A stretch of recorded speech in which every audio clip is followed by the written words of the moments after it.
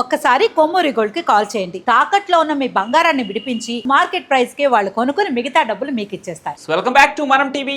నేను మీ పవన్ బేస్వాడ. భారతదేశం చేపట్టిన ఆపరేషన్ సింధూర్ గురించి ప్రపంచవ్యాప్తంగా చర్చ జరిగింది. పహల్గాంలో హిందువులను వారి మతమడికి కాల్చి చంపిన తీరుపై యావత్ భారత్తో పాటు మరికొన్ని దేశాలకు తీవ్ర ఆవేశాన్ని కలిగించింది. ఈ నేపథ్యంలోనే భారత్కు మద్దతుగా సోషల్ మీడియాలో పోస్టులు పెట్టారు. ఇవన్నీ మనకు తెలిసిందే. అయితే అంతర్జాతీయంగా అనేక దేశాలు భారత్ సరసన నిలిచాయి, భారత్కు సపోర్ట్ చేశాయి. మరికొన్ని దేశాలేమో పాకిస్తాన్కు సపోర్ట్ చేశాయి.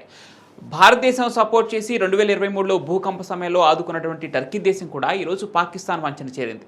దాంతోపాటు భారతదేశ సైనిక సహకారం వల్ల ఏర్పడినటువంటి బంగ్లాదేశ్ కూడా పాకిస్తాన్కు మద్దతు తెలిపింది. పాకిస్తాన్తో పాటే ఉంటుంది. అయినా కూడా అమెరికా లాంటి దేశాలు, రష్యా లాంటి దేశాలు, ఇజ్రాయెల్ లాంటి సైనిక బలం ఉన్నటువంటి దేశాలు భారతదేశానికి మద్దతు ప్రకటించిన విషయం, భారత్ తీసుకున్న ఏ చర్యకైనా తమ మద్దతు ఉంటుందని, భారత్కు సపోర్ట్ చేస్తాం, మంచైనా చేయడేనంటూ సపోర్ట్ చేసిన దేశాలు ఇవి ఉన్నాయి. అయితే పాకిస్తాన్ అంతర్జాతీయంగా ఒంటరి చేయగలిగింది. అయితే పాకిస్తాన్ ఉగ్రవాదం విషయంలో అనేక దేశాలు వ్యతిరేకించాయి.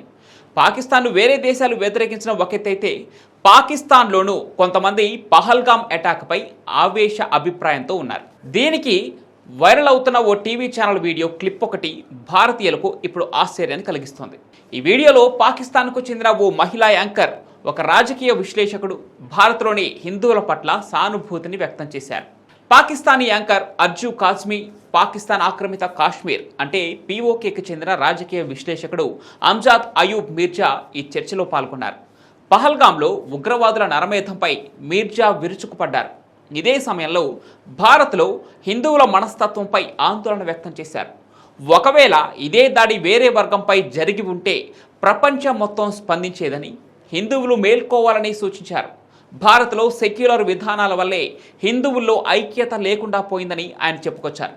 అయితే పహల్గాంలో ఉగ్రవాదులు మతం అడిగి హత్య చేయడం గురించి మీర్జా మాట్లాడుతూ, ఇలాంటిది ఏదైనా వేరే వర్గం వాళ్లకు జరిగి ఉంటే, అది కూడా హిందువులు చేసి ఉంటే ప్రపంచంలోని మీడియా మొత్తం లేచి పెద్ద అన్యాయం జరిగిపోయింది, ఇలా చంపేశారు అని గగ్గోలు పెట్టేదని తెలిపారు.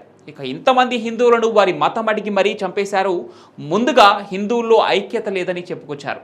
నేను మొదటిసారిగా చూస్తున్నానని, హిందువులు మేల్కోవాలని అనిపిస్తోందంటూ వ్యాఖ్యానించారు మీర్జా.